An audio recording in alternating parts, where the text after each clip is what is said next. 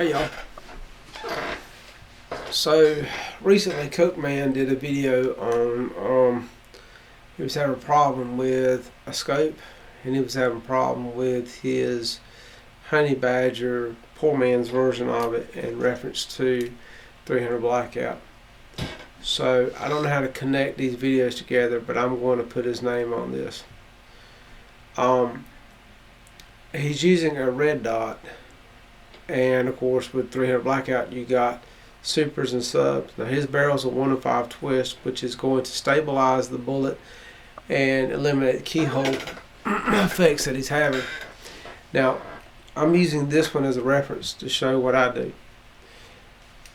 Okay, so this is my 300 upper. This is a 1 in 7 twist, not a 1 in 5 twist. As you can see, I don't use an electronic optic. I actually use a scope. And the way I do it is I zero two bullets. I zero 110 and I zero 220. So we're at the supersonic and the subsonic.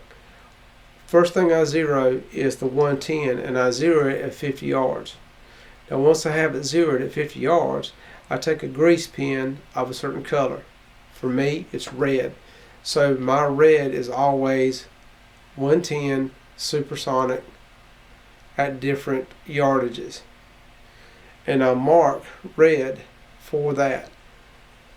So when I zero this at 50, I confirm it at 100. Okay? Now it's zeroed at 50, the confirm is at 100. So you have to remember that. And then I mark, once I have it right, I mark it with my grease pen on red. That's why I prefer capped turrets also.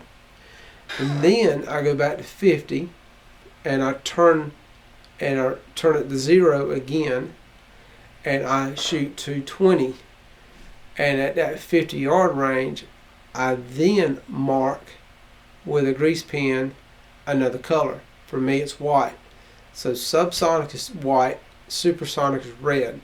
So if I want to use subsonic ammunition and at 50 yard zero, my zero is 50, my hold is 50, everything is 50. So if I press it out to 75 or 100, I do not have that deep of a variation. I don't have to worry so much about the holdovers, because I'm dealing with a very short range bullet. And naturally, for a subsonic round, 50 yards I think is just the perfect range for it. So I use a scope. I don't use a red dot. So it's just a very small video, and the reason why I'm doing it is because CokeMan did a video. He seems to have some kind of problem with his optic. I think the EOTech that he's going to go with is going to solve that easily, because he doesn't want a scope. He wants a holographic sight and with a magnifier. Not too sure about magnifiers. I don't know if it's a constant. I don't know because I've never used one. I want to start playing around with them. But if you magnify that optic and zero it, does that mean it's zeroed with the magnifier?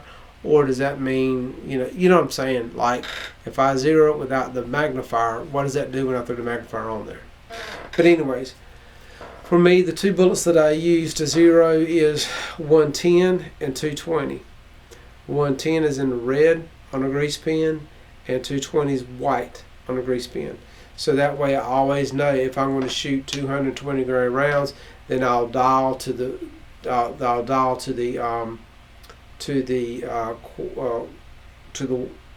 white marks I have on the body, to the turrets. And if I'm going to go long ranges, then I'll dial to the red marks, and that'll tell me. So simple little thing that I do. If anybody's got better ideas, please chime in and send them to CokeMan. Back directly, y'all.